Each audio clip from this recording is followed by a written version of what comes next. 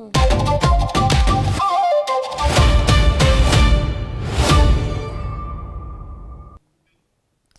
ही में आई एक रिपोर्ट पे उत्तराखंड के मुख्यमंत्री पुष्कर सिंह धामी को देश भर में हेट स्पीच देने में नंबर 1 बता दिया गया है। एक अमेरिकी संस्था के जरिए किए गए इस सर्वे में धामी नंबर 1 जरूर है, लेकिन खबर इतनी भर नहीं है। सवाल यह है कि क्या धामी ने बीजेपी की सियासी लाइन लेंथ को पकड़ लिया है और अपनी ही पार्टी के नेताओं से आगे निकल गए हैं। सवाल यह भी है कि क्या अब हेट स्पीच ही बीजेपी की सियासी मजबूरी भी बन चुका है। नमस्कार, आप देख रहे हैं खबर उत्तराखंड। मेरा नाम है रक्षिता। लैंड जिहाद, लव जिहाद, थूक जिहाद, डेमोग्राफी चेंज, अवैध मजारों के खिलाफ अभियान, ये वो एजेंडा है जो मुख्यमंत्री पुष्कर सिंह धामी पिछले तकरीबन 5 सालों से प्राथमिकता पर रखे हुए हैं। धामी के बयानों और कामकाज में उनका ये एजेंडा हर बार किसी न किसी तरह से छलक ही जाता है। यही वजह है कि हाल ही में हुए एक सर्वे में सीएम धामी को हेट स्पीच देने वाले नेताओं में सबसे ऊपर रखा गया है। अमेरिका के वॉशिंगटन डीसी से चल रही संस्था centre for the study of organised hate speech events in India 2025 की रिपोर्ट बताती है कि सीएम धामी कुल 71 हेट स्पीच के साथ नंबर 1 पर है। इस रिपोर्ट को एक अलग पहलू के साथ देखें तो यह साफ हो जाता है कि सीएम धामी ने न सिर्फ अपनी लाइन पकड़ ली है, बल्कि बीजेपी की सियासी मजबूरी भी जग जाहिर कर दी है। वही सियासी मजबूरी जिसमें हिंदू मुस्लिम करके वोट लेना मजबूरी बन जाता है। हर बार हिंदू को खतरे में बताना इसी सियासी मजबूरी का हिस्सा बन जाता है।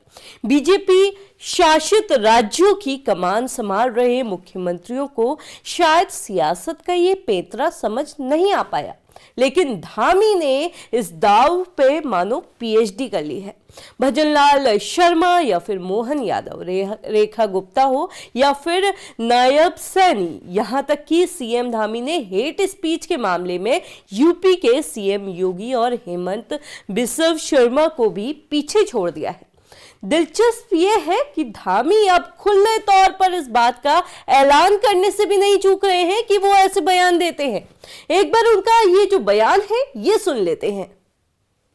अमेरिका की कोई एजेंसी है, कोई एनजीओ है, उन्होंने हमको बड़ा उसमें पूरे नंबर 1 पर कहीं रखा है कि सबसे ज्यादा हमने जो है इसमें इस प्रकार की बातें करी है, हेट स्पीच जिसको बोलते हैं।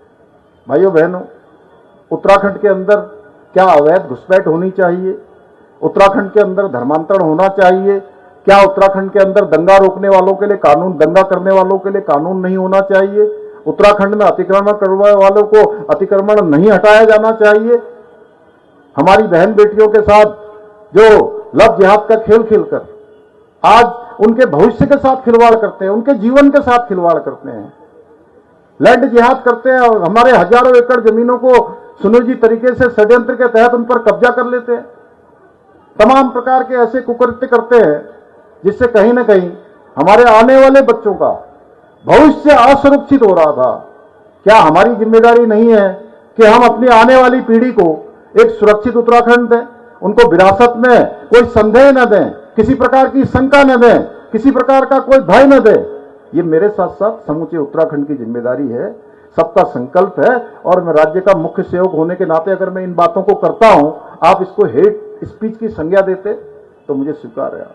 आप जो भी कहेंगे हम स्वीकार करते हैं कि भाई आप इसको अगर हेट स्पीच मानते हैं कि मैं अपनी बहन बेटियों के साथ किसी प्रकार का उनके जीवन के साथ खिलवाड़ नहीं होने दूंगा, यहाँ के देवत्व के साथ कोई समझौता नहीं होने दूंगा, यहाँ के जमीनों पर कब्जा नहीं होने देंगे, राज्य की जो डेमोग्राफी है उसको खराब नहीं होने देंगे, इसको आप ये संज्ञा देते हैं?